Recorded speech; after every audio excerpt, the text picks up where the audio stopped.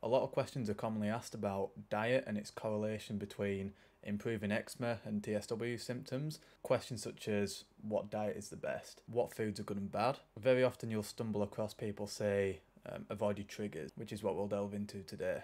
But firstly, my name is Rob. I've been in TSW for over 3 years and I've been healed for about 2.5 of them. I'll quickly display what it was like at its worst and what it's like today.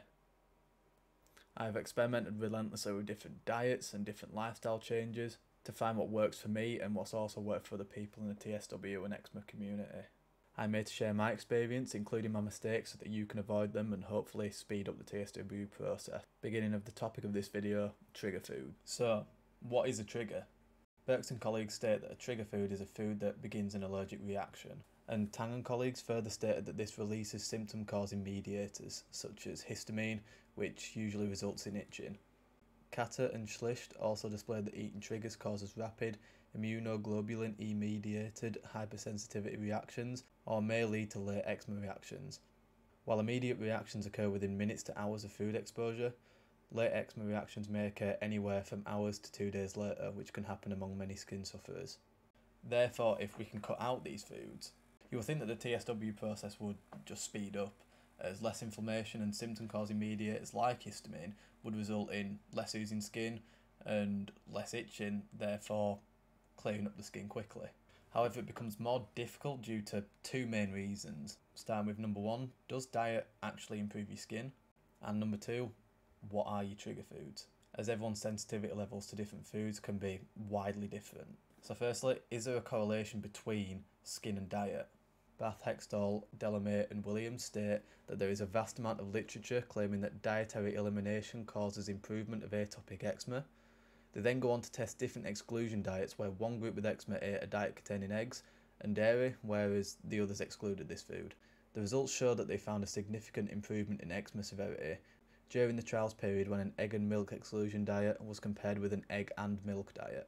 In addition, one study in infants aged 11 to 17 months with a sensitivity to eggs found a significant improvement in body surface area with the exclusion diet when compared with the normal diet.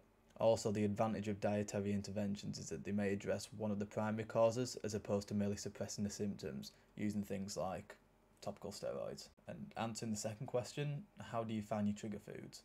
I personally use a blood test with CNSLabs, which I'll link the website down below. It is pricey, however the months or years it may save you, I believe it to be worth it in the long run. Most blood tests like this are just simply sent to your house. You'll take a skin prick and then you'll deposit the blood into a little vial, and then all you do is just ship that vial back off to the lab from which you received it, and then they'll send you the results by email, usually a week or two depending on which blood test you get from which lab. Most scientific studies will use these blood tests to determine someone's sensitivity to food, including this article by Geiselman, where they use different serum blood samples for analysis of IgG food reactivity to different food allergens. An alternative to this is you could use an elimination diet where you just cut out the foods that you think you may be allergic to, which is usually gluten, dairy and eggs, but we'll get onto that later, and then slowly reintroduce them one by one and track your symptoms. However, due to the time and stress this would take of completely cutting all the foods out and then slowly introducing them to check the physiological or internal symptom changes, and then by the end of it not even have hard sufficient evidence that you are even allergic to the foods that you've been trying to cut out, I think I'd just rather save the time and effort and just fork out the money and get a blood test and just be dead certain. So, after all that, what are the common trigger foods in general for skin sufferers? Almost every single skin specialist or dermatologist will usually be in agreement that the main allergens are gluten, dairy and eggs, to which I agree. Returning to Katter and Schlicht, the DBPCFC were administered to 106 children with eczema. The foods included cow's milk, egg, wheat, gluten, and also, not listed priorly, soy.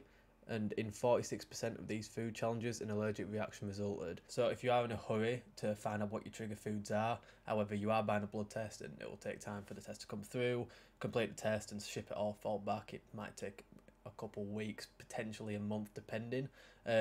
These will be the foods I would cut out initially, as most people as this study showed, around half, although I believe it to be more.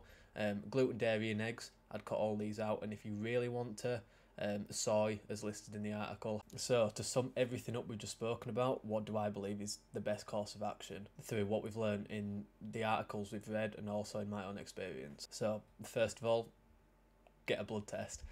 I did not do this until about 2 years into my TSW recovery, and I think if I did that, you know, the second I began withdrawing, I would have shaved off a good 6 months, potentially even more. Recently, my brother has also just started going through TSW, and we got him a food intolerance test right off the bat. Well, about a couple of months in, and he has already seen dramatic changes alongside all of the other lifestyle changes that I implemented, and he has healed much faster than me, and he's been using steroids since he was a baby, compared to me, who was using them for about 3 years. More reason for why I would just do this straight off the bat is, in my experience, early on in my recovery, I was still ingesting gluten, dairy, eggs, and that just added to the histamine that was going into my body, the continuous inflammation cycle, and then also what I haven't listed but will also impact if we are eating triggers is the effect on sleep. As if we're eating these triggers, and quite often we all know what sleeping is like through this, is like non-existent or unbearable. You'll probably get a couple of hours sleep every night. You just want to be able to get every single possible advantage that you can, so that you can get more sleep. And if you are taking in less triggers and not releasing as much histamine in the body, then chances are you will be able to add a couple extra hours sleep, or who knows, you might be able to get sleep like you used to, although if we're being real, you probably will not. However, you could make a significant improvement just by cutting out these triggers. I also found that once I cut out these triggers, within the space of even a couple of weeks to a month, my symptoms would ease dramatically. Katter and Schlicht found removing triggers resulted in significant improvements based on a number of areas affected: pruritus, the fancy word for itching, and sleeplessness, to back this up from my own experience. I also understand that it is hard to cut out all of these foods that you've been eating for your entire life. You know, my diet before consisted of sandwiches, scrambled eggs and cheese for predominantly every day. However, you really just have to make the decision of what is more important to you. A couple of seconds of pleasure of eating the foods that you like, or improving your skin, getting your life back and doing the things you love again, whether that be playing sports, meeting your friends, or spending time with your family and children, without the physical and mental burden that TSW brings. And when you sum all that up, I think the decision is pretty simple.